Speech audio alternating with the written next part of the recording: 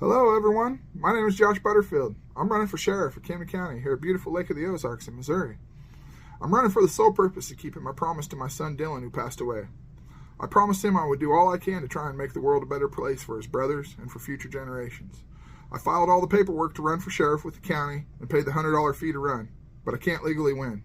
I'm doing this strictly to say the things that need to be said. I will not be holding back anymore, so be prepared. This is going to get pretty wild. There's no denying the world is in pretty bad shape right now, but no one seems to know what to do to fix it. I've tried to put all my feelings and beliefs aside and simply look for the most logical solutions to the major problems in this world. I'm not saying these ideas are flawless or that I'm perfect. This isn't about me at all. I've made a lot of mistakes in my life, and I know that I am far from perfect. I apologize deeply to anyone I have harmed in my life.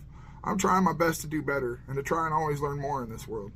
I don't want to be a leader. I just want these ideas to become a reality. This is strictly about creating solutions to the many problems we now face. We have to try something different because what we are doing isn't working. We all just want the freedom to do our own thing and be left alone. Much of the conflict in this world comes when our freedoms are taken. Therefore, true freedom will create peace in this world. I've written a book with freedom-based solutions. It's called A Handbook to Freedom. Not only will it help create peace and freedom in this world, but is an excellent manual for if a disaster strikes. From a dollar collapse or war to a grid breakdown or even a solar flare, this book will help us be prepared. Ultimately, freedom relies on self-sufficiency, and the more self-sufficient we are individually or as a community, the more free we will be. These solutions are far from the norm and hard for people to understand at first, but these ideas make the most logical sense. Please try to think about them with an open mind. I would never enact these ideas without them being voted in by the public. But I am openly stating how far I'm willing to go for the pursuit of freedom. Since the dawn of humanity, we have always had rulers. Every country on the planet, through every time period, there has always been a ruler of some kind. Mankind is not perfect, and greed always seems to plague our rulers. They will put their own personal quest for power and money above human life, or doing what's right. We are forced to live by their ways and their beliefs. We have never had an option otherwise. They keep us fighting amongst ourselves, so we never focus on the fact that they are the true problem. It's a very successful divide and conquer technique that they're using for controlling us and pushing their agendas. And they're good at dividing us. All we seem to do right now is fight and complain, but we don't work for solutions. Please, let's stop fighting and just do our best to work together with our enemy to create solutions. Let's work together to fix this mess. Let's sit down and peacefully talk about the hard stuff and how to fix it. This will be very difficult, but it has to happen if we ever hope to fix things. Constant hostility breeds more hostility. Open-mindedness and acceptance of our fellow man has to happen if we ever hope to create peace. So here's my best shot at creating some solutions. I'm openly asking for help to make them better. Please sit down with me and talk about this. I plan to make a documentary and record most of my life for the next year. It's going to be pretty crazy. I'm doing this documentary for a couple reasons. The first reason is to protect myself. I imagine the government isn't going to like what I'm saying and will try to mess with me. I still believe in the justice system and that we can use it for our benefit. I want to have a public trial for anything I'm accused of.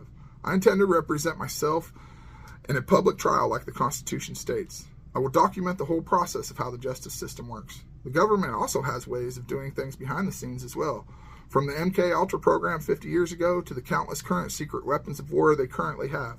So if something happens to me or my family, please ask lots of questions. The next reason I'm making the documentary is that I want to interview people and get their perspectives. From the homeless to the fameless, I want to hear everyone's point of view and deeper thoughts. I have a list of 10 philosophical questions that I really enjoy asking people. It's fascinating to learn others' perspectives. I just always try and keep an open mind. Even if I don't agree with them, I don't care. I just enjoy hearing others' perspectives. We all have different perspectives that seem crazy to people who have lived different lives than us. We have to just focus on not getting bothered by their perspectives and instead embrace our differences. I might even try to make a fictional movie that progresses as I go. Each week I will add to it with the people I meet along the way starring in it. It will have a good positive message as well. I also have over 60 inventions I plan on giving away that I have personally invented. Many of them could really help the world right now. Once again, it is a threat to the major powers that be, and they will not like this. So the documentary is for protection from this aspect as well. I additionally have about 60 hilarious life stories to tell, and will try to bring a little humor to this world. Most of them are about the dumb or wild things I've done in my life. I've lived many walks of life and made many mistakes, but that also means I've learned a lot from those mistakes. Which brings me to my next objective with this documentary. I want to try and help people or the planet in some way every day. I always try and help people as much as possible now. I'm never public or talk about it, as I don't like making a scene over something like that. But I want to try and lead by example. Hopefully if everyone sees someone else trying to do something positive and good every day, maybe more people will try and do the same. And eventually we could make a major positive change in this world if everyone tried to do just one positive thing to help others a day. So once a week for the next year, I will be releasing a new invention as well as a new comedic story. I will also be interviewing people with the philosophical questions and will be out on the streets helping people. I'm not that good at video editing or talking on camera, but we'll learn along the way. Please bear with me. I'm really excited about this and can't wait to see the things that this year will bring. Now for the ideas. Here we go. So the main idea I want to focus on here is localism. At some point, we have to realize that our federal government is lost. It's no longer run by we the people, it's run by money. We got lobbyists creating 1,000-page laws that politicians pass and don't even read. These laws, they take away our freedoms, and it's a never-ending loss of freedom every day. So at some point, we have to realize that the federal government's lost, and we have to do something about it. What I'm presenting is a peaceful option for we the people to step away locally and do our own thing. If you look around, our communities aren't ran by the federal government. They don't do anything for us. Locally, we the people right here in the community are the ones running everything. There's no reason we really have to have them. So what I've done is I've created a way, a political way for us to step away peacefully. There's a thing called a home rule charter where we the people can pass around a petition and vote this into effect. The home rule charter enables us to create our own laws and our own ways of life here locally. And from there, we can decide to step away from the federal government and do our own thing, which could include taxes as well, because fundamentally taxation is theft. Ultimately, in order to survive in this world, food is our main necessity, and we have to focus on that. Not only is this idea a great way to help get freedom locally, it's also a great idea for if an emergency scenario was to happen. Right now we have war on the forefront, which is a very scary thing to worry about. We also have a possible dollar collapse, which could very easily happen. Our inflation's happening massively, and hyperinflation could easily take over. And then this summer, we have a possible threat from a grid breakdown. Last summer, our grid was already struggling, and with all the addition of the electric cars and all the electric stuff we're adding, I don't think our grid's going to be able to handle it. So there could be a grid breakdown. And like other countries are working on bricks and other kinds of the bricks is another way of a dollar that other countries are trying to form. So we have a lot of threats from a lot of different ways. And on top of that, there was a Carrington event in the 1800s where a solar flare happened, and it was big enough to wipe out all technology we have right now. And that's 8 minutes. If the sun could have a solar flare at any minute and wipe everything out. So fundamentally, we have to be prepared locally in order to survive. That's the ultimate means we have to do. So if a disaster was to happen, everybody would freak out, and everybody thinks that all you need is guns. But with that mentality, that's just going to lead to war and chaos. So instead of guns, we need food, and we need to plant this food ASAP, as soon as possible. So if we all had food growing in our yards and a way to trade these goods and barter these goods, then we would be fine. Chaos wouldn't break out. We would be able to come together as a community and work fine. So that creates the idea of what can we do locally to be prepared. And it's something you logically want to do anyway. And in order to do this, you kind of have to step away from the federal government, because they don't like us being self-sufficient or prepared, because they know that's what takes away their power. So this is the main thing we have to focus on, is self-sufficiency and a way to feed ourselves and even power our communities. Those are the two main resources that we need in order to survive. So the food idea is going to have to be a local consignment store. If we created a local consignment store to where everybody grows their food and brings in their food, excess food, whatever it is, they can bring it in daily, weekly, monthly, whatever, and drop it off. And we can all have a grocery store run by the local community, we the people right here, and we can drop it off, pick it up, and just use that as a way to trade and barter too, and have store credit, non-store credit. It could be like a depot for food. And if you grow too many cucumbers, Susie grows too many cucumbers, and Dawn grows too many tomatoes, and we can take it to the store, and it's a way of all sharing. And we could use money to do it too, but there's just a lot of different options or avenues that you have. But fundamentally, you have to be able to survive feeding yourself. And so that would work. We could also give ratings for all the people, so there could be ratings for all the food sellers. I mean, you could figure this out any way, shape, or form, but the FDA wouldn't like that. But that's why we, the people, have to step up and not allow three-letter organizations into our communities. So from there, we need energy, any self-sufficient energy. We got a dam here locally. Once again, the government seems to be wanting to focus on big energy in big ways, but we need to be able to power ourselves locally right here where we're at. I have an energy invention in my book I'm publishing and stuff, to where it's a device we can create and make locally right here where we're at, out of steel and copper and just stuff we have lying around. It's a little complex, and it's going to be a little hard to do, and I need help from everybody to help figure this out, because the idea checks out in theory. I'm not intelligent enough to make it happen, but once somebody intelligent enough with electricity and all this stuff, I'm definitely not intelligent enough to figure it out. So I need help from people, but I know this works theoretically. It checks out, and I know it'll work. I don't know electronics that well, so please help me in any way, shape, or form. And from there, we can get a standard, like, cut and paste idea and use it for everyone. And everyone can use this form to power our houses locally off wasted energy, or energy that we could create. So another idea is to create local laws. And if we create our own laws locally, we can vote them into effect, as long as we have to follow a couple fundamental rules. In order for freedom to exist, you have to focus on, you can't have a bunch of laws created out of nowhere. There has to be a victim for the laws. So I fundamentally believe no victim, no crime, which is a lot. It's hard to take in, but if there's no one screaming, ouch, I've been harmed, you shouldn't be a crime. You can't bubble wrap the world. And from there, if somebody has been harmed, due process must occur and justice must be taken. I think that a jury of 12 of our peers is the ultimate way, and it's a great way the system works. So we can create our own laws locally and decide what we want, and local communities can change the different ways, and from there we can create our own ways of life.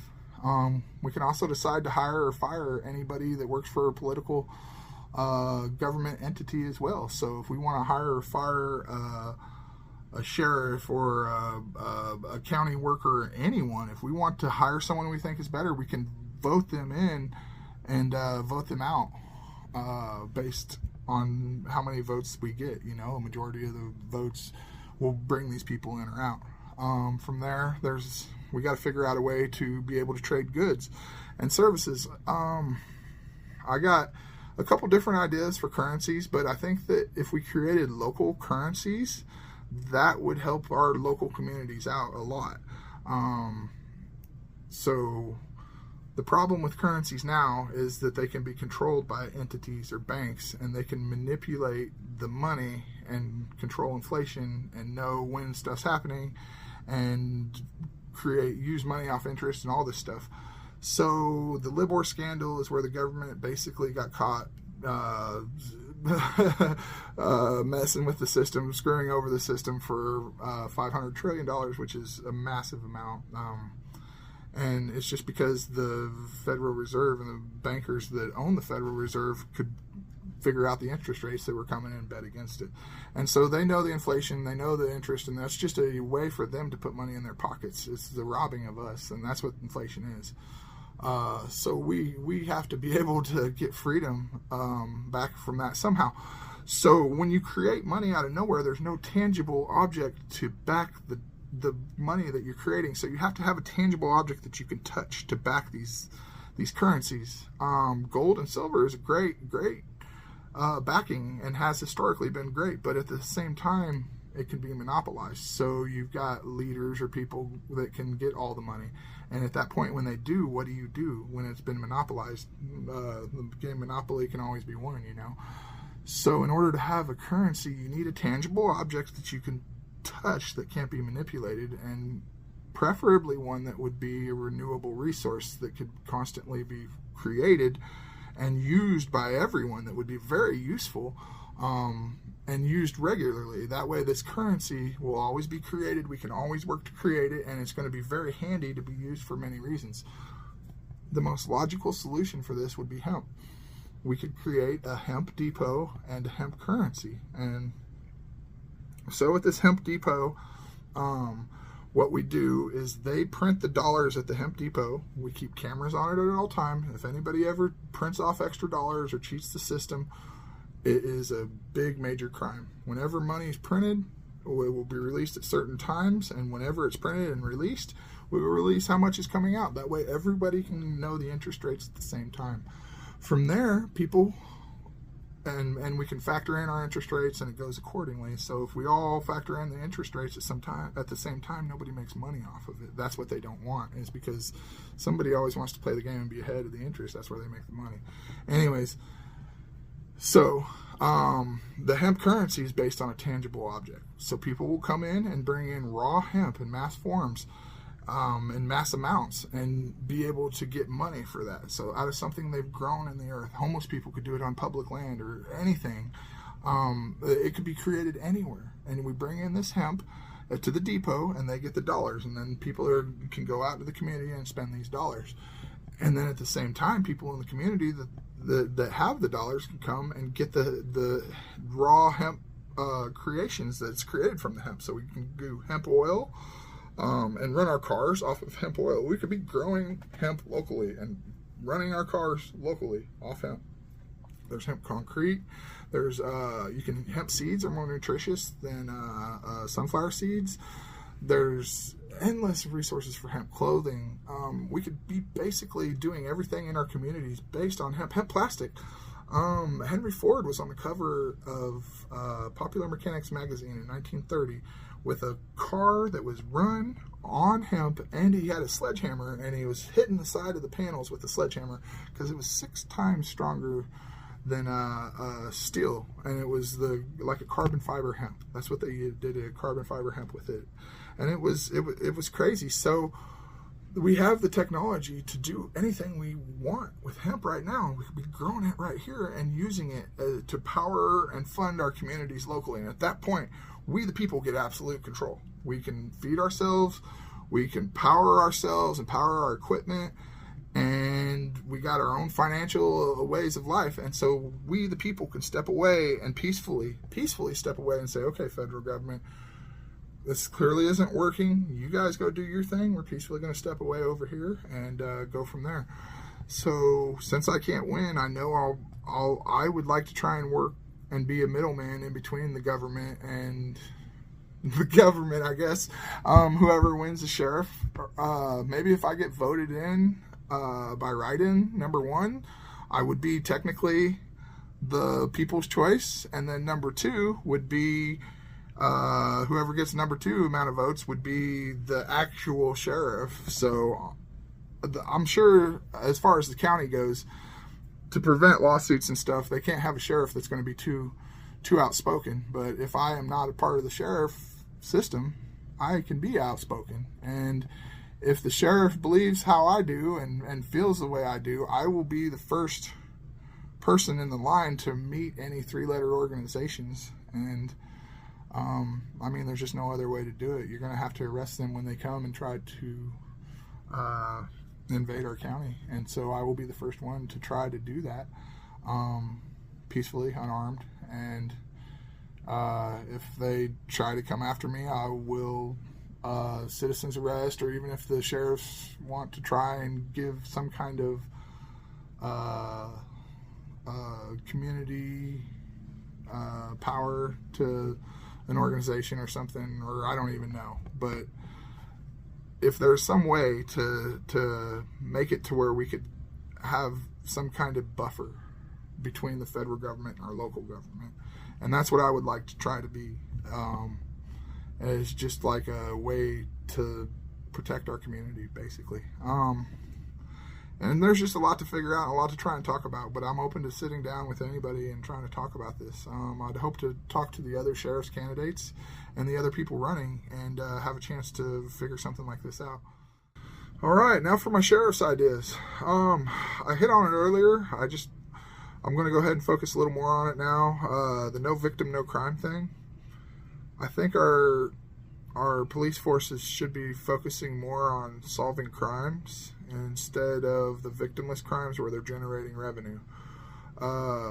There's a lot of crimes being committed that aren't being solved, and a lot of police officers on the streets giving people tickets for, like I said, victimless crimes. I go to court and I'll see courtrooms full of people who haven't done anything wrong. A lot of times their only crime is being poor and not having the money to pay for insurance or government regulations. And it's just a sad, kind of heartbreaking thing to see. So we need to do something about that, I think. And I'm not trying to like dog on police or anything, because we definitely need police. Don't get me wrong. It's an ugly world out there, and we need a protector of the weak, and we need somebody to seek justice in this world. I am not taking away from that, or the heroes that have the courage to step out and be that buffer and to be that person. I'm not trying to take away from that. I'm just trying to say that the way we're going about it isn't right. Maybe we should change that. So I think that that's what we really need to do is focus more on solving crimes instead of victimless crimes and messing with people in that aspect. From there, how do we do that? And there's a budget that they got to abide by. I think that we could cut the belt on all the expenses besides basically their wages. And I think they need paid a lot more because they're putting their lives on the line. Especially, the ones that go and respond to calls and are the front face of just trying to stop all the bad things in this world. And it's got to be a really hard job. I've never done it, and I'm being honest out here, and I've never done it, and I'm trying to learn along the way, and I'm just throwing out ideas and would love to talk to anybody about it, from sheriffs to police officers to anybody who knows the system. I just have a lot of ideas that I'd like to see if they'd work, or what your thoughts might be on it. But that's pretty much the main thing, is that we just got to get away from victimless crimes and focus more of our resources on that. Like I was going with the budget, and getting more boots on the ground, really. Maybe start a community outreach to where we can have a volunteer community system, a fast response system too. I think we need to know when crimes are being committed in our community. If we could have people right there that live in the community, that maybe have been trained by the police officers in the sheriff's department, and they have body cams, and they can be armed or not even be armed. We can try it a couple different ways, but they're held responsible completely for their actions. They are not under the insurance company of the county or anything, but they're a buffer in between the county and the community, to where when people need help in the community, or something happens or crimes happen, to where we can respond immediately and have somebody where a text can be sent from the person that calls to the police office station or the police station directly to where dispatch puts it, a mass text, and we can have a list of people in the community, in every little small community. I'm talking like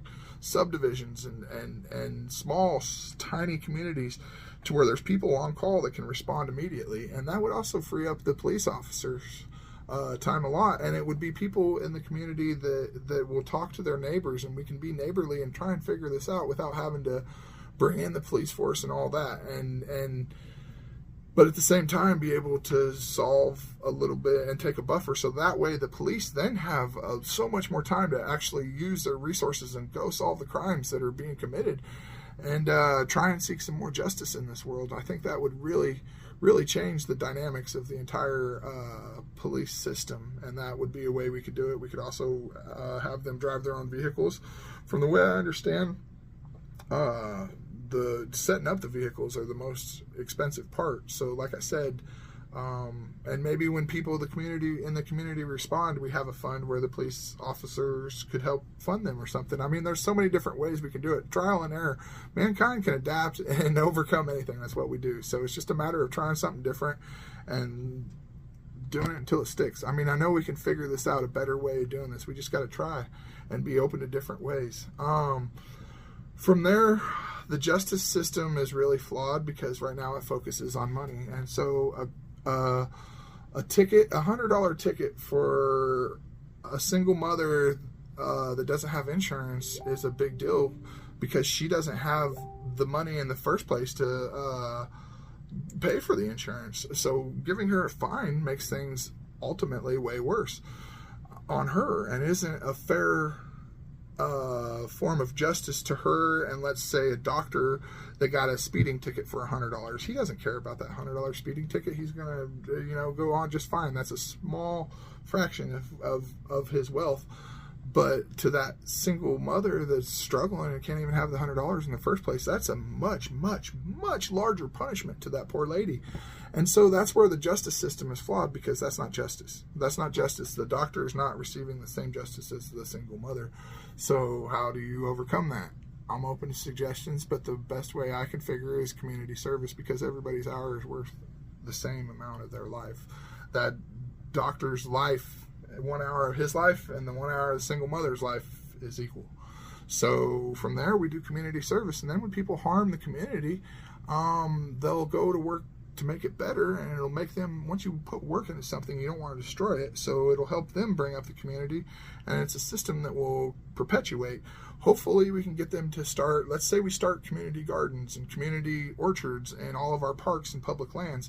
Then we could have the people coming in, and once again, for victim crimes, not victimless crimes, but I mean, whatever, communities can figure out their own, kind of gray area. It's a bit much to think about, but I mean, from there, just have the people that are guilty of the crimes do community work, and you could also ease the load of a lot of the where your taxes go for your public employees. And you could actually use the people that are getting community service to do the jobs of a lot of public employees, keep main supervisors in charge.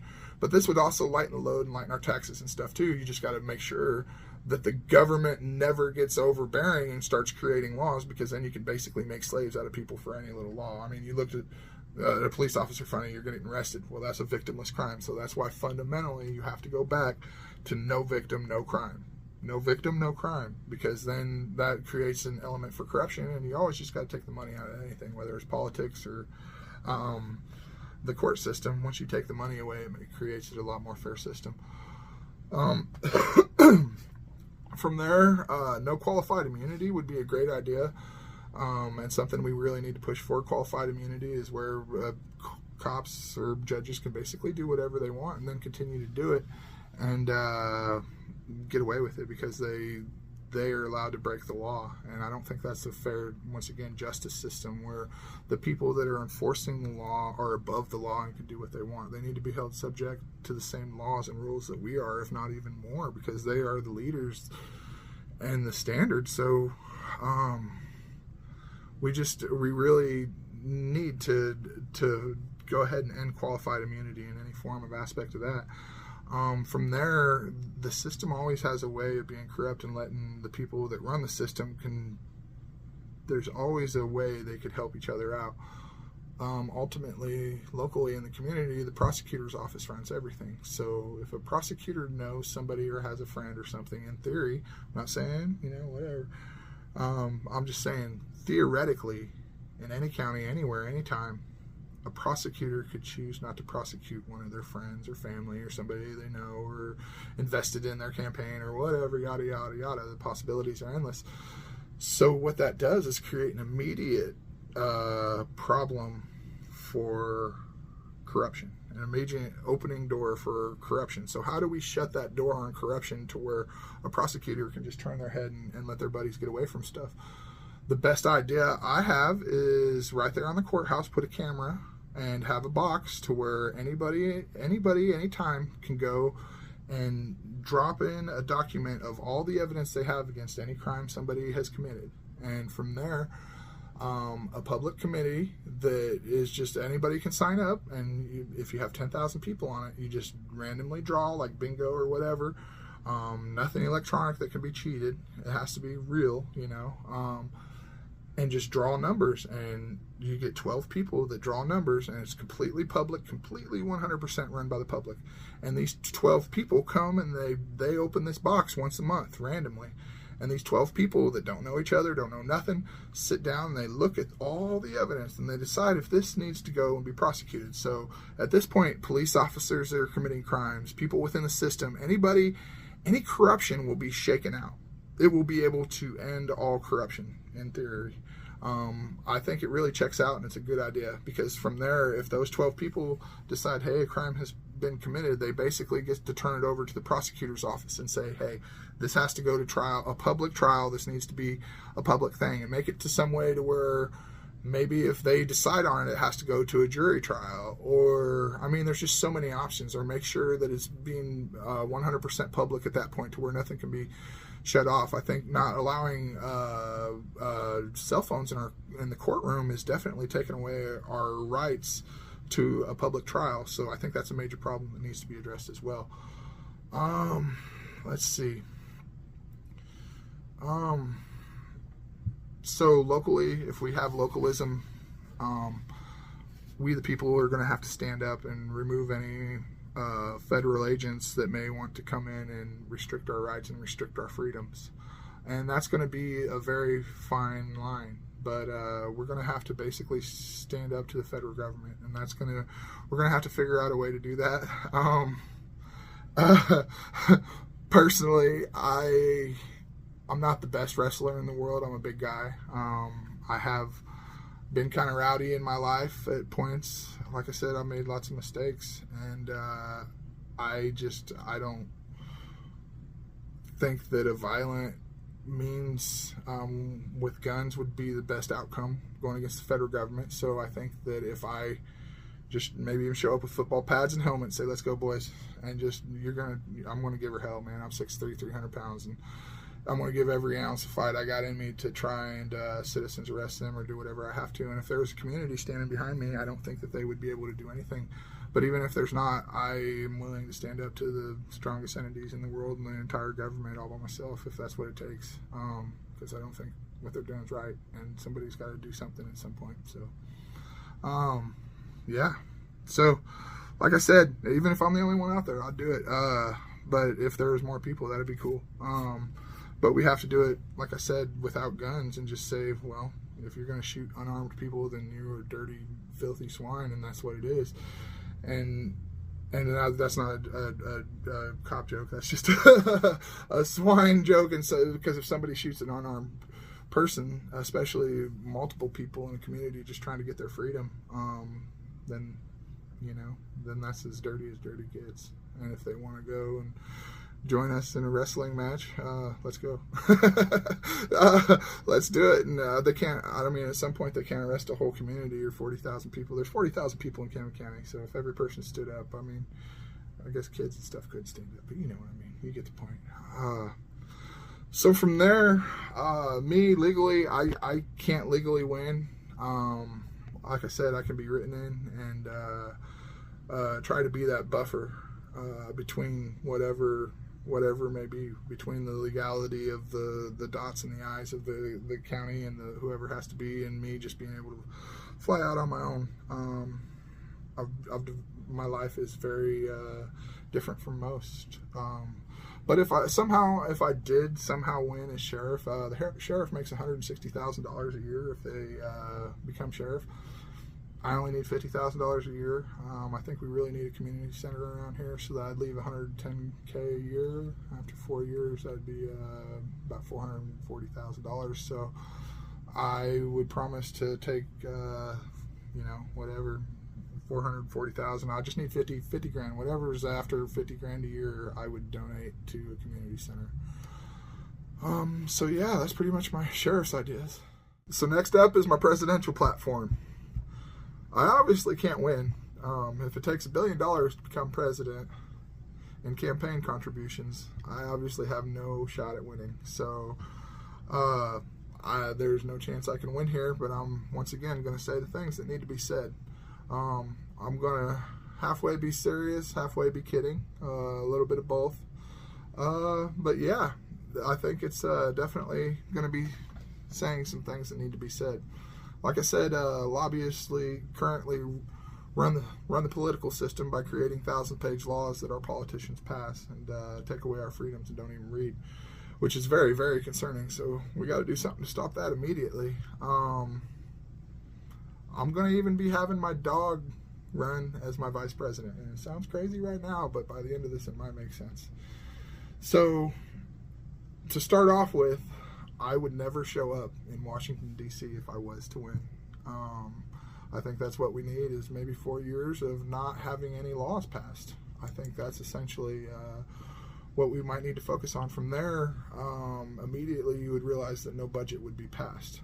So you would think that the government would collapse. Right now, the government, when they pass their budgets, they go way over budget, and they rob from our children, and they help their friends, and there's huge wastes in government everywhere, and we are forced to work a third of our lives, maybe even half of our lives, to pay for something that we don't agree with, and this is morally wrong and fundamentally wrong.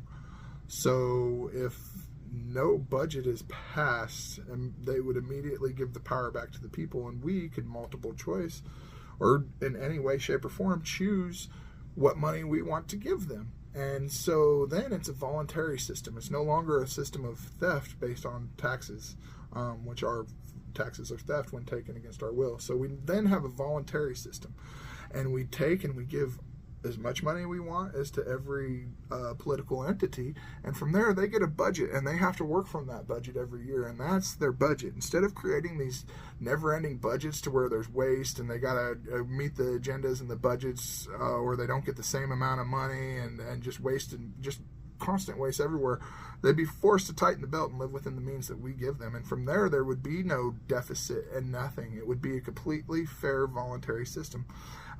Programs that would struggle would obviously it would come out, and people would see they need more money, so we would voluntarily donate more money. Just think of how much you would save if you save 30% or 40% of all your income, and what you could do with that and where you could spend it. And we could make our local communities so strong, and just build up our local communities, and from there we could voluntarily choose to fund the things that we want to fund, because we're forced to fund things we don't agree with now. So the Democrats could fund the Democratic programs that they want to fund, and the Republicans could fund the Republican things they want to fund, and it would all work out where we all voluntarily, freely decide what we want to pay for.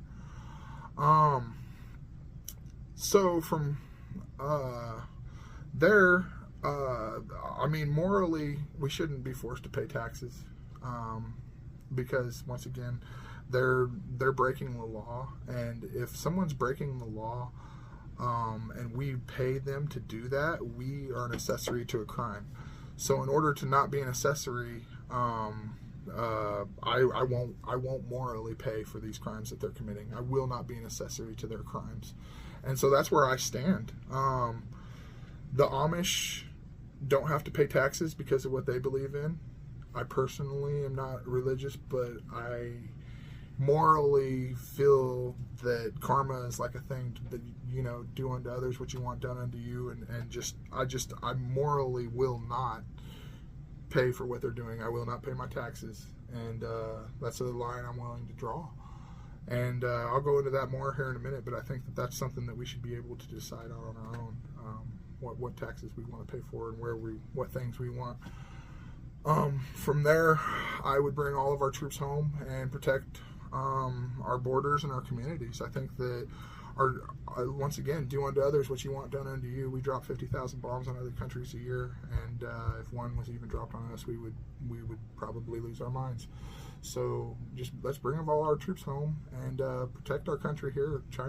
Leader of China once said you'd never invade America because bullets would rain from the sky and block out the sun, and behind every blade of grass there would be a gun, which we all know to be true. Anybody who lives in America knows that we like to be able to defend ourselves. Self-defense is a very important important necessity in this world, you know, in order to not be helpless. Little old grandma is helpless to someone, a big giant guy like me. I could do whatever I wanted unless she's packing a gun, and then suddenly we're on the same playing field. And self-defense is essential to anyone. That's a fundamental right to life that you have to have. But from there, I would bring all the troops home. Obviously, if I never showed up, all the troops would be able to come home, and no bombs would be able to be dropped. So then we would be able to create peace in the world, because we would be able to, at least for 4 years, while nobody was president, because no bombs could be dropped. Because supposedly we're supposed to be able to sign. The president's supposed to have to sign for any war-like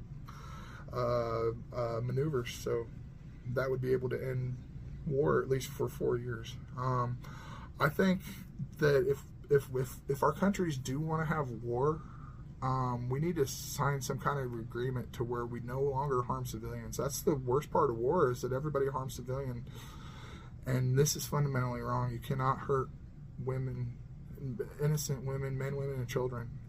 There's so many innocent people that are harmed every day, and I think that bombs are a terrible thing. Any weapon that is beyond what you can fire or hold should be banned, because our governments, once again, can have mass amounts of power over us, and we can't control them or keep them in check because they have such weapons of mass destruction. We all need to be on the same playing field, and we need to take away the ability to harm so many innocent civilians. That's never morally right. There's never an option to where it's okay to kill a child ever. So here's where it gets crazy. People are always going to fight. We know they're always going to fight. People aren't going to get along in this world. So what are we going to do about that? There's this island, just per se. I'm just throwing out ideas. It's called Snake Island, way out in the middle of nowhere. And it's completely inhabited by snakes, cover to cover. I know there's a lot of, if we could eliminate one and have one place to have a warring place in the world, I think this would be probably the best spot to just be like, okay, this is where we go have wars. So we just wipe it out of snakes. I know it's wrong. There's a lot of conservationists that will hurt that, don't like that. I personally am a conservationist, and I love the nature, and we have to coexist and all that. But if we could take all our wars and put it to one small spot, that would be the spot, and that would be the greatest thing we could do. So we take Snake Island and we make it just basically a war zone to where we can set up whatever we want, do whatever we want, and any people can sign a contract to any means of war they want.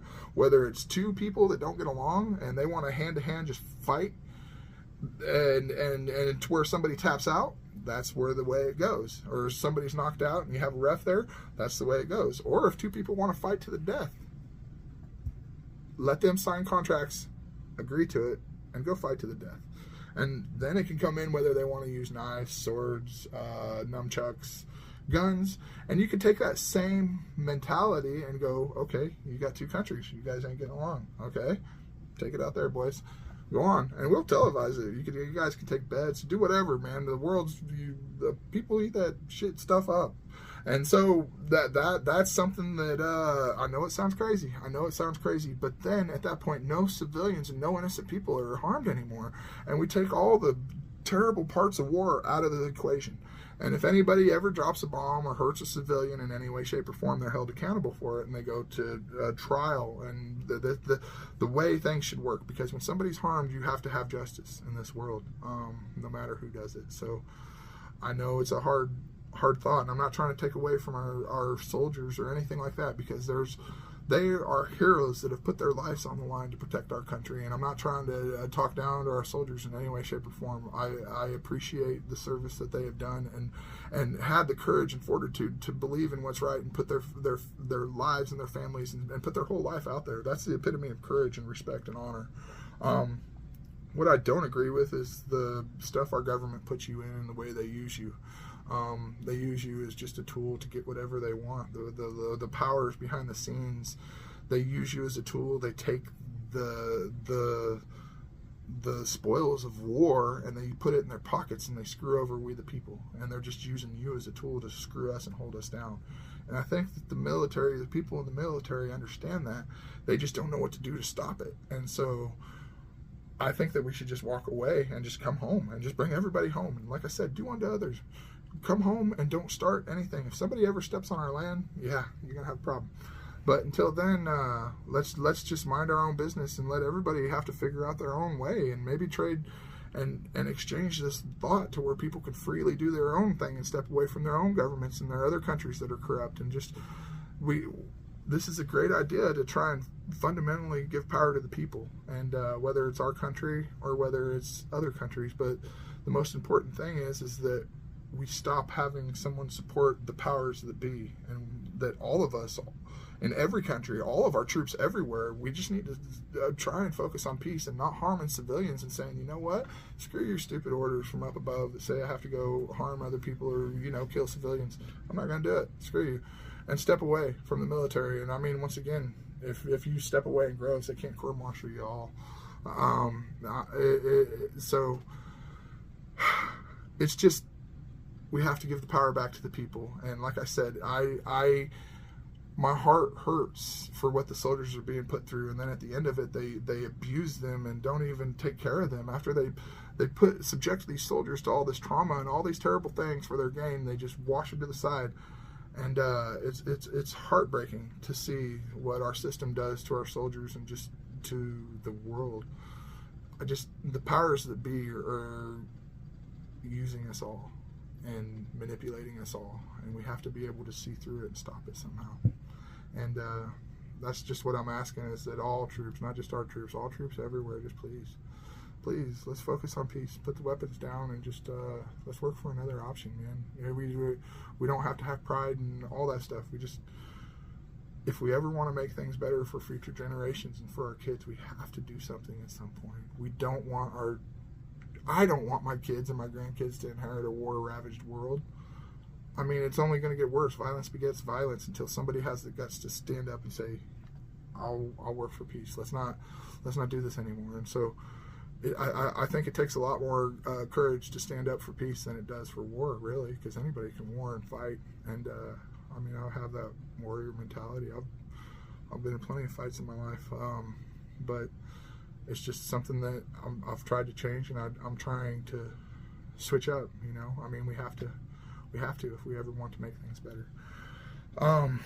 So from there, they're trying to release a digital dollar, the federal government's trying to release a digital dollar, which is going to give them absolute control over the entire monetary system and be able to track us. China has a scoring system for your life, so if you ever speak out against the government, your scoring system goes down, and the scoring system controls all aspects on like whether you can fly or do all kinds of stuff. So the government can completely ground you and control you electronically, which is a very scary thought. So once again, we cannot go to any kind of digital dollar in any way, shape, or form. We have to have a tangible object in order to trade goods. Hyperinflation is on our doorstep, and that is getting ready to happen. No matter what, our dollar is collapsing, and hyperinflation will take over at some point, where it could take a wheelbarrow load full of money just to try and buy a loaf of bread at your local grocery store, at which point things are going to be chaotic. So we have to be ready to just do that. Be ready to have food so we can survive. Like I said earlier, if hyperinflation happens and the dollar collapses, we have to be able to survive and eat. So food is going to be our most essential resource. My salary, since I wouldn't be actually going to the Washington, D.C. if I did actually become president, so my salary, I would donate it all to whoever could create the best free energy invention every year. So once a year, whoever open sources the best free energy invention out there that works the most efficiently and produces the most power, I would give my whole presidential salary, which would be whatever, $250,000 a year. I don't know what they make anymore. I know that's what it used to be.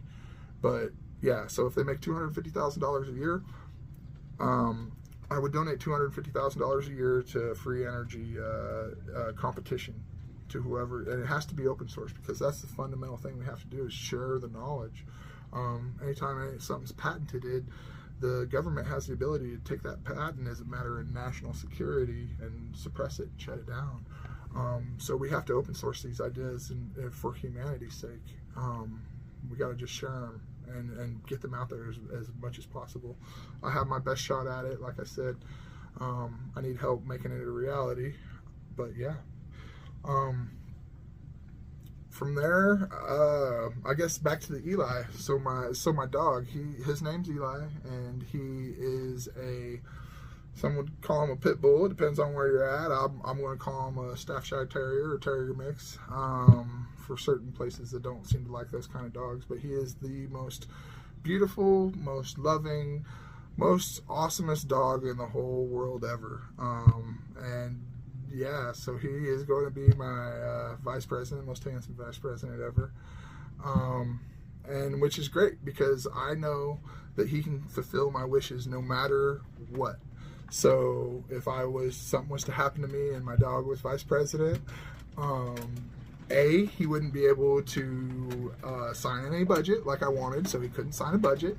B, he couldn't say any nuclear codes or sign any thing for any bombs. And yeah, he'd just basically be able to keep all my same wishes. He'd never be able to do anything or create any laws, sign any laws into effect, or do anything like that. So yeah, my dog would be able to keep all my wishes. So that's why I would like to have my dog run as my vice president. I think it's pretty funny. I'm not trying to mock the system too much, but at the same time, we the people don't have any control, so we can kind of mock it in a serious manner, I think. From there, the same idea can go on down to governor.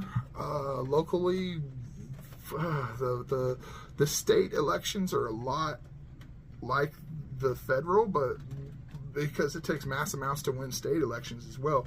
But we have a better shot at those. Not the same like we do locally within our communities and our counties. Within our counties, it doesn't matter. Any amount of money can be overcome by just local outreach and community talking, and it doesn't matter what kind of amount of money you can bring in. If you work hard enough and have good enough ideas, and if the government's corrupt enough, the people will always fix it locally.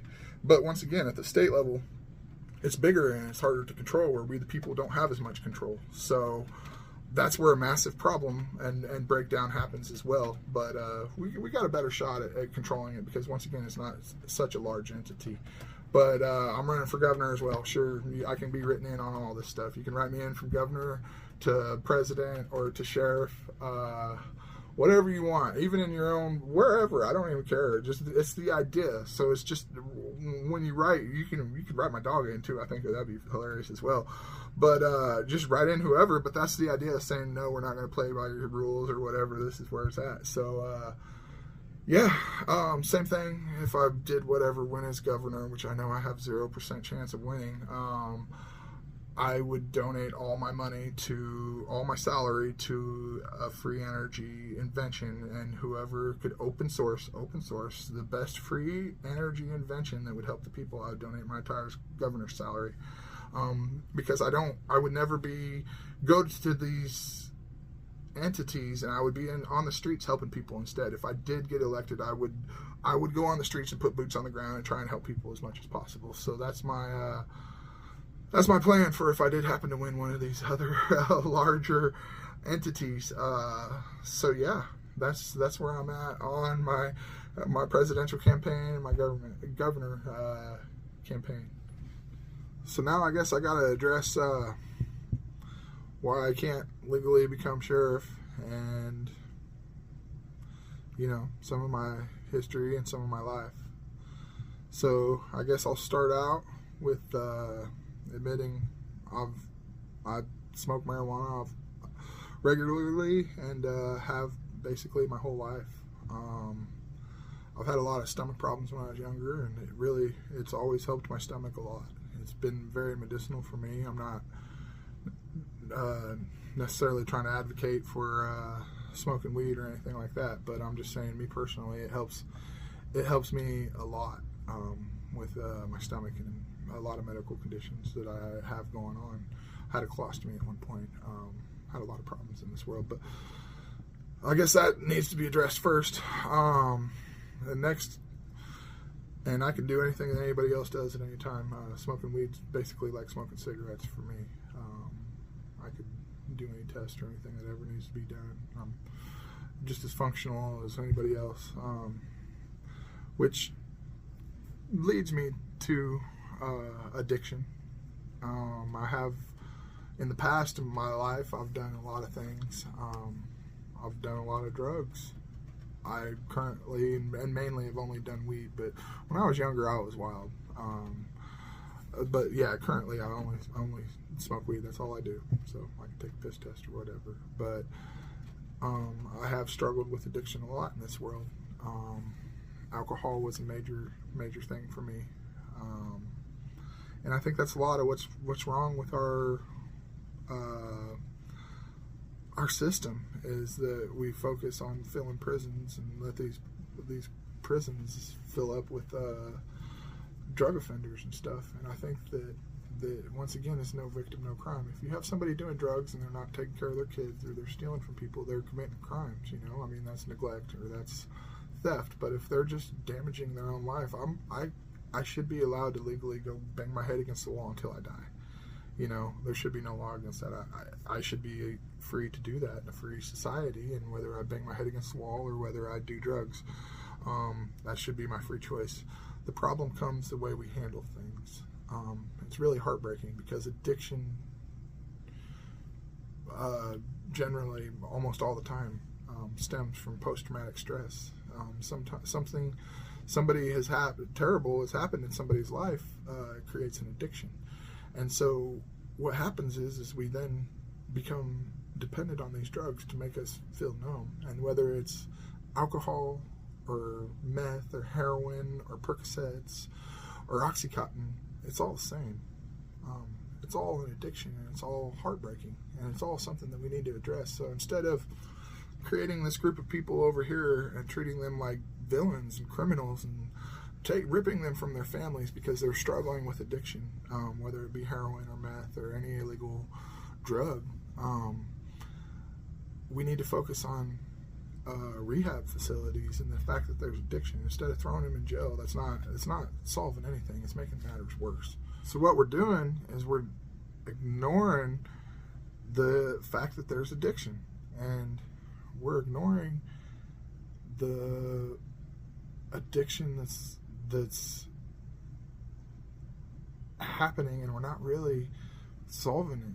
So it's just allowing it to manifest, and it's allowing it to be profited off of. Because on the other end of the spectrum, you have doctors giving out opiates and barbiturates and highly addictive drugs that they don't tell you about, they don't warn you about. It's just a prescription they give, and it's a return customer. And that's not addressed. The mass addictions happening there, and these doctors are treated like heroes when fundamentally the drugs are the same. If you look at heroin and Oxycontin, both of them have opiates in them, from the poppy plant, which we can't grow here, which is a whole other entity.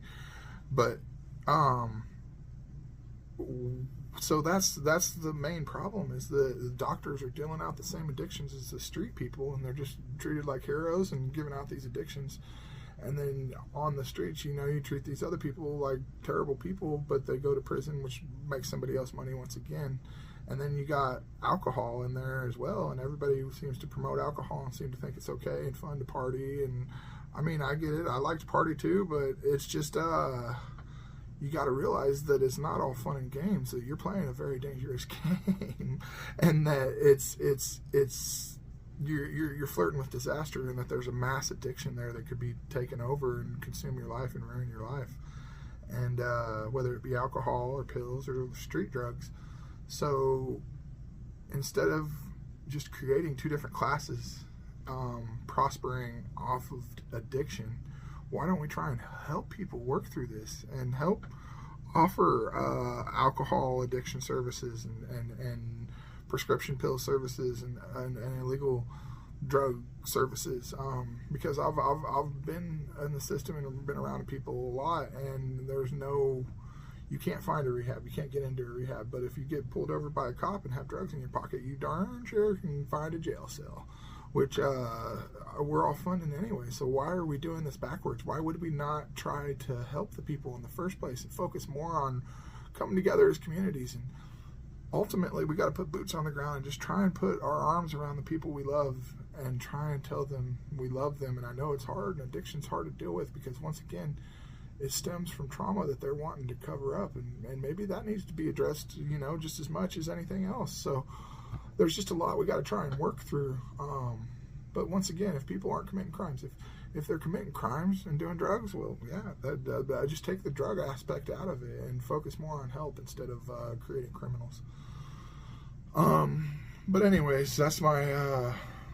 I've been around a lot of places and seen a lot of things, and been on all aspects of life, from rich to poor to wherever. Which leads me a little bit to what I've done, and why I can't win as sheriff or anything else. When I was younger, I grew up really poor, and I went from there into making real good money, working on the road, laying tile. I created it basically all by myself. I worked for a company, and it's a bad thing I did. Me and the boss weren't quite getting along, and I quit, and we went our separate ways. And he offered to hire me back, and when he did, I ended up taking his contractor, and I went from making nothing to making hundreds of thousands of dollars a year. And I grew up really, really poor, so I didn't know what to do. And maybe not hundreds of thousands, but at least 100,000. And this was, 20 years ago. And I didn't know what to do with all that money or how to handle it. All I knew how to do was work real hard and make money. So I had about 25 of my buddies work for me, and I started everybody off at $1,000 a week cash, and I went out, and we've been to 47 states, traveling all over, doing work in Walmarts all over the U.S. And I've been in the belly of the beast and seen how dirty corporations really run, and I could go on about that for a lot, but that's not necessarily something I'm going to take on, especially at this point. But yeah, I just I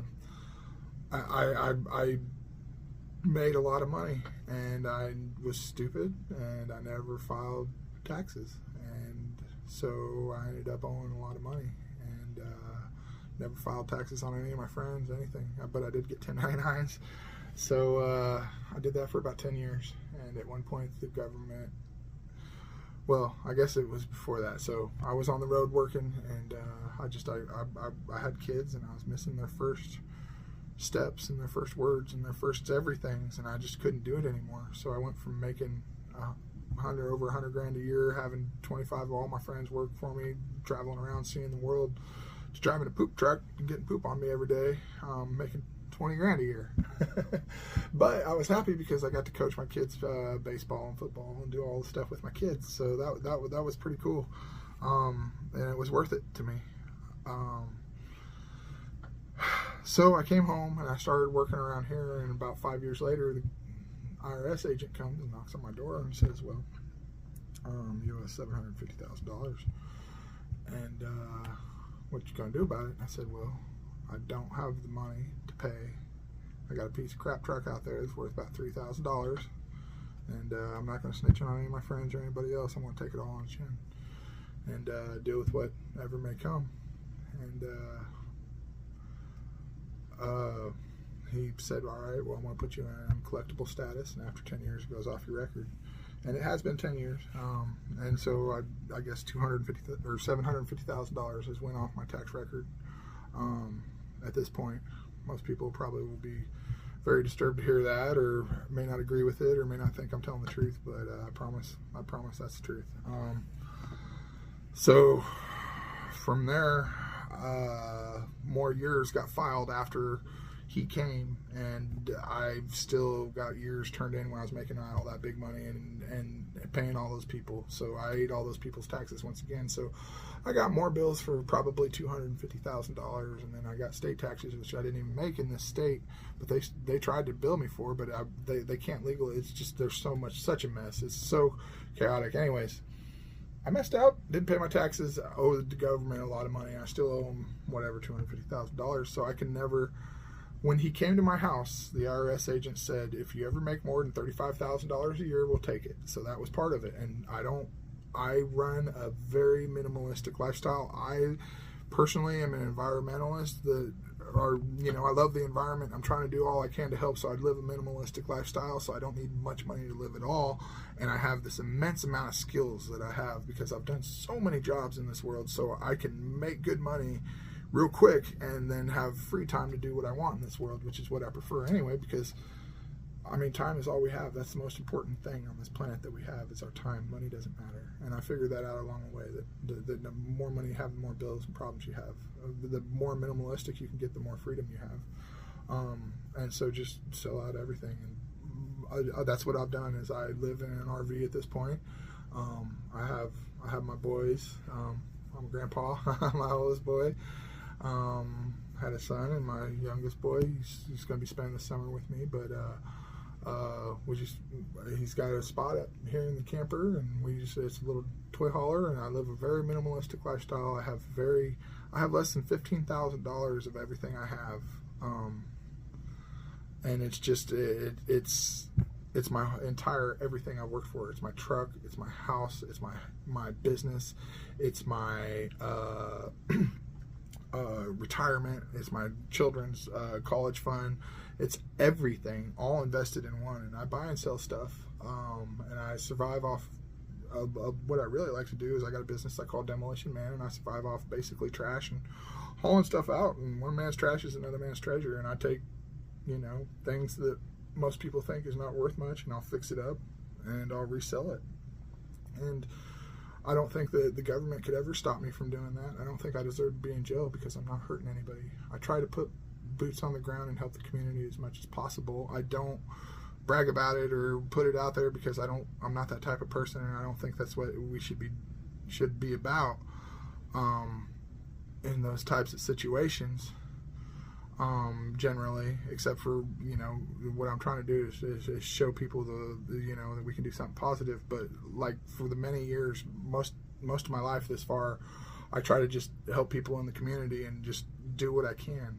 Instead of paying taxes, I put boots on the ground, and I think that's what all of us should do. Instead of saying, well, the government should do this or the government should do that, we should do that. And that's what's happened to the world is we've lost our ability to take pride in what we do or to do things ourselves, and we just want the government to do everything. And that's the main problem, is that we don't want to do anything ourselves. We want everything fast, easy, economical.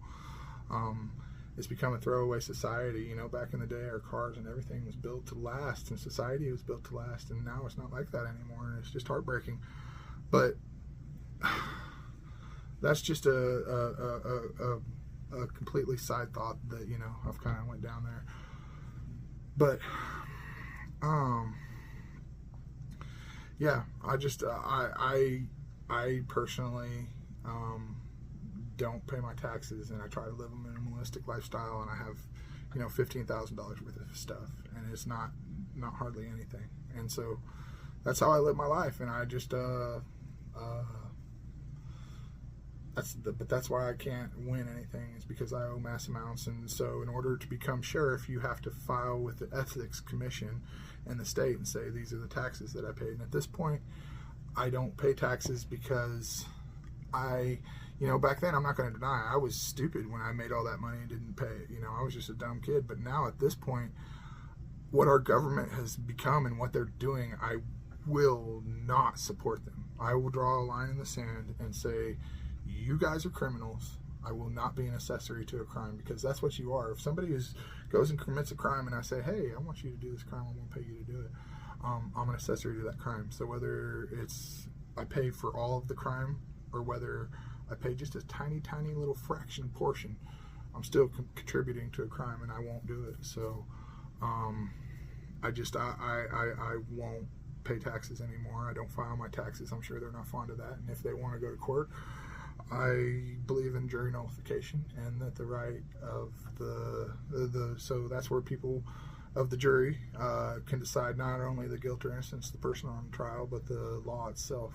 So I don't think they would necessarily try and give me a jury trial, but I hope they would, because that's what the Constitution states, is that we're allowed to have that. And I would love to keep everything public and open, and just say I will not contribute to your guys' criminal activities, and see where it goes, and represent myself in court, because I can't have a lawyer represent me, because if they do, they're part of the bar association, and if they question the law itself, they get their bar license revoked, so they can never question the law. Whereas me, I don't have a bar license, I'm not a lawyer, and I can question the law and shoot for jury nullification, which, if jury nullification happens many times, it overturns the law. So that's a backdoor for we the people to change laws, and hence the IRS. So once again, taking on the most strongest organization on the planet, the IRS. I do not want to in any way, shape, or form. That's why it sucks to have to say this, and I don't want to do any of this, to put myself out here like this. But I got to keep my promise to Dylan and do what I can to try and help the world. So in order to do that, I got to put myself out here and just freaking say this stupid stuff and basically snitch on myself. But you know, that's just where I stand at this point.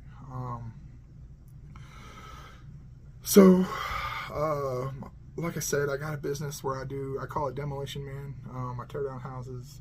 I got $1 million liability insurance, and I just got myself, and I charge $50 an hour, $150 truckload, and I do all kinds of stuff. I mean, I have all kinds of skills. That's what I prefer to do. I used to do tile, where it's like an art, and you have to have all this patience, and then it was so hard and tedious, and then I went to tearing out stuff, and I show up, and I'm a big ox in a china closet anyway, and I tear stuff up, and people go, man, you did a great job tearing that up, and I go, thank you so much. I did. Oh man, that's great, and it works out great. So I realized that's what I'm good at, is destructing things, and that's what I do for a living. So I'm also going to be selling these books, my handbook to freedom. It's basically my life's work. I've put years of my life, and I cannot tell you how much pain and turmoil this has caused in my life to make this happen. But I finally published the book this last week or two. Been trying for years and years and years and years, and it's the first 200 copies here. I accidentally did some misprints, so they're going to be a collector's item. So this is I don't know if this does happen to take off. These books, what I'm doing is I'm charging $15, which is basically cost, because I'm going to be selling them at different. If somebody wants to be a distributor of my book, please let me know. I'd love to put them there. So I'm going to be selling them at cost, with paying other people and stuff, but for $15. And for a $100 version, like I said, I put a lot of blood, sweat, and tears into this. And if you want to just help out, I will provide a numbered signature art version, to where I do some duels. Like I laughingly say that I can't draw stick figures, so I am the world's worst artist, but I still think I might be able to create better art than some of the artists out there. I know they do it just for exchanging mass amounts of money, and I don't think that that's right, but I will be able to, just as many as art as I have time to sign, and when my budget fills, I will be able to fill out the art ones and sell them for $100 a piece. And I'll number them, and they'll have, so it'll tell the story. Well, you know, if you have the first, pictured signature book, you'll have number one. And if I end up doing this, who knows how far this could go, but there could be thousands of books, and the more earlier ones you have could be worth more. I don't know, it's whatever. I'm trying to create some kind of something there, so it could also be an investment. You never know if this works out. But yeah, it's just basically art and my life's work all in one. So it's just and hopefully that will be able to fund me to go around and help people, because that's what I want to do fundamentally, is put boots on the ground and just go help the world. If I had the choice to do what I wanted, that's all I would do, is look for free energy inventions, because I believe that's what will put the power in people's hands, literally, as if we can power ourselves without being subject to another big entity, slave to their oil or energy or whatever. If we can do it free, that'll set the people free. So yeah, that's what, and not only that, but I mean, helping out in floods or whatever. I'm a big guy, and I got a lot of capabilities, and can run the heck out of some heavy machinery as well. So I would love to help out in any situation I could and just go anywhere where there's a problem in the world. And I'm not saying I'm perfect or some smarter than anybody else, but I think we have to try to do something. And that's just what matters the most, is that we actually try instead of just turning the other way and acting like it's not happening, or trying to say, well, let's let government figure it out, because they can't figure out anything. I mean, it's up to us. We have to realize it's up to us to go out and fix this. So, I mean, I guess fundamentally that's where I'm at, is that I've looked and there just isn't anybody else or anybody really trying for peace or any of this in this world, and there's nobody else to do it. So sometimes you got to do things yourself, and I'm really putting myself out there. I don't want to do this. I don't want to, but somebody's got to. So here we are. But yeah, that's basically my story, and why I can't actually run for any of these entities, and why I never will. Oh, and I don't have a peace officer's license. I've never been a police officer, so I can't do that as well. So I never filed my taxes with the Ethics Commission, which they automatically kicked me out for that, because I refuse to file taxes. At this point, I don't file taxes anymore, like I said.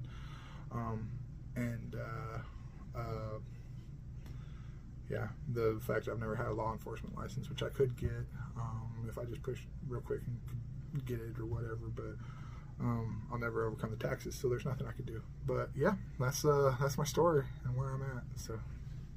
So from here, I just want to try and stay positive and just create positive content for the world. I think the world needs a lot more positivity. We got a lot of conflict and a lot of turmoil, and we just need to start focusing on the more positive things instead of all the negative all the time. So what I'm going to do is I'm just going to go around and I want to try to learn about everything with an open mind, and I'm going to keep everything all public. So I don't know anything about being sheriff right now. I'm going to learn, and y'all are going to learn with me. It's going to be a documentary, and I'm just going to go into it with an open mind and learn along the way, and just always try and figure out solutions. Anytime there's a problem, just work together with whoever I'm talking to and figure out what kind of solution we can come up with, and see if it's better than what we're doing, you know. And just like I said, stay positive the whole time. Through this, I also want to try and eat a lot more healthy and become more healthy. Overweight, and I eat terribly, and you know, the stress is part of it as well. And I'm going to try and turn my life around and go from, because I know the stuff that we eat is just as bad as it can get, and so I'm going to show with my own self and my own progression what going from something terrible to something healthy is, you know. And I know I'm not going to be able to do it overnight. It's going to be a hard, long process, and it's going to be rough, but I'm going to try and be open about it, and maybe we all can do it, because I think that our food system is very broken, and we've let corporations take over, and we have to get the power back into people's hands. So if everybody everywhere grows their own food and their own, instead grow food instead of lawns, you know, grow food instead of and at your parks and everywhere we can, you know, get local food and healthy food, and instead of all these chemicals and being all processed, and that will get us healthy and get the power back to the people and away from these dirty corporations that are just, they're turning the planet down with all the chemicals and the pesticides. And I mean, you go to Nebraska and that's all you see are just big trucks that carry chemicals, and it's just, we're eating all those chemicals, and it's on all our food and all of our stuff. I mean, anywhere you go, that's what you see, the chemicals and stuff, and you know that it's got to be bad for us at some point, and it's getting into our water system, and it's doing a lot of damage.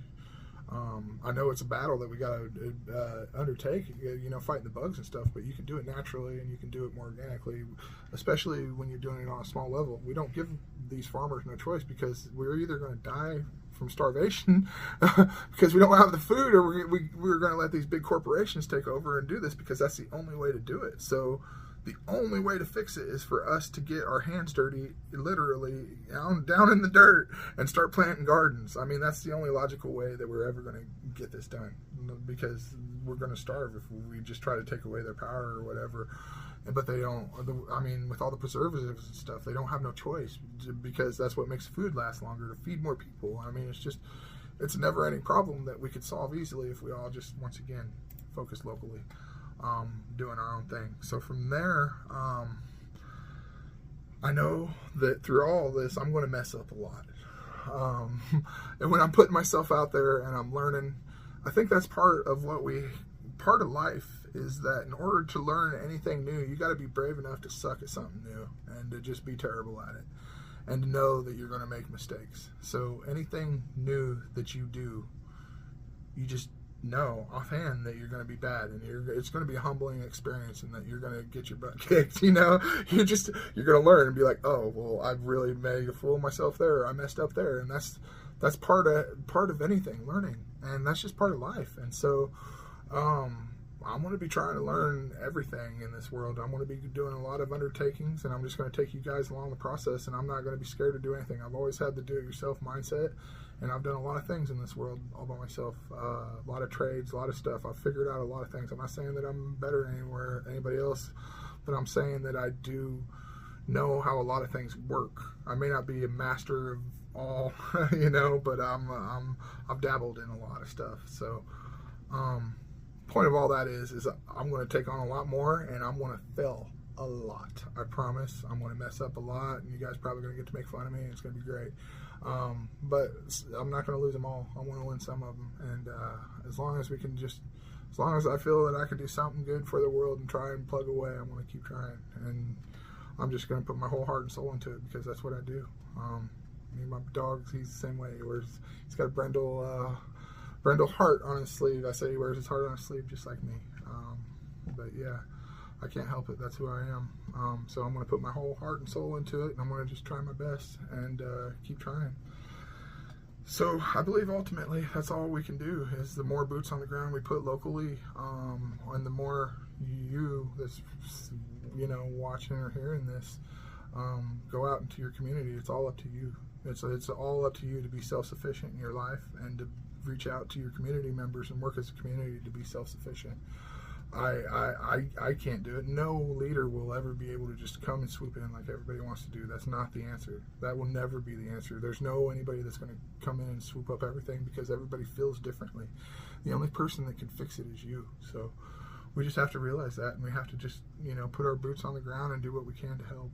And we have to do it for future generations. I mean, our kids and our grandkids are going to inherit either a trashed world, where mathematically we're just going to trash it out and destroy it. The equations don't look good now when we play everything out. So we have to do something to change it. And so we just got to try.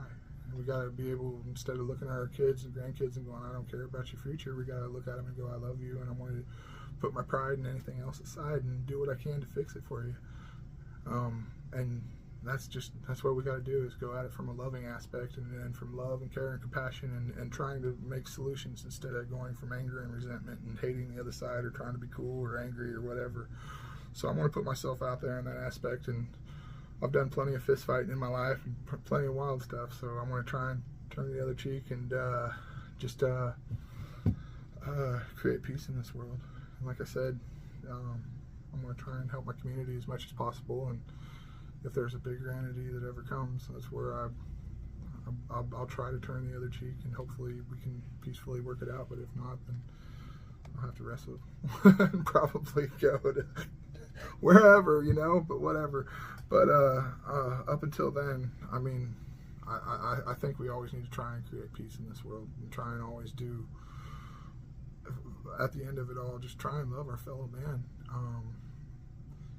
And you got to have self-defense. If anybody ever comes after you, you got to defend yourself, and that's where we should be. Is just stop being aggressors and just focus on more care and compassion, and just take care of our fellow man. And man, don't be scared to tell somebody you love them. I tell everybody I love them all the time, because I just try to be as loving as possible. So I love you, and I love all everybody out there, man. And if anybody wants to talk to me and wants to try and make this better, I would love to sit down and hear your perspective and hear any of your ideas. I got ideas for debating, where we could possibly debate and have open debates for the public.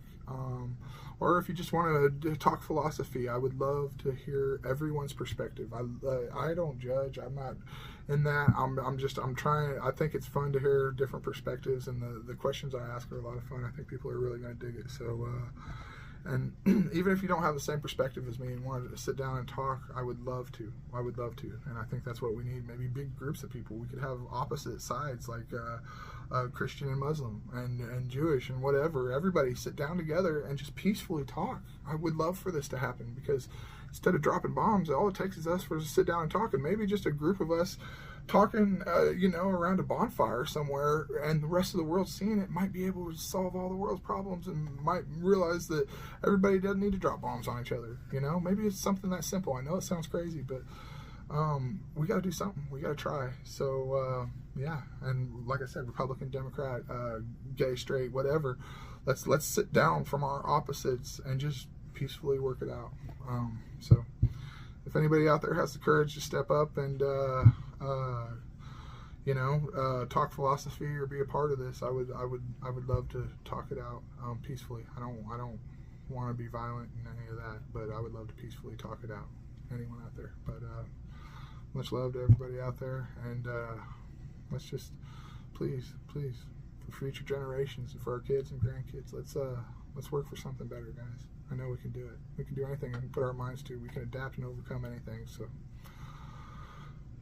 we can do this, guys. We got this. So thank you all for listening to me and for keeping up this far. And stay posted, because it's going to get a little wild. I'm going to be going from here. So thank you, guys.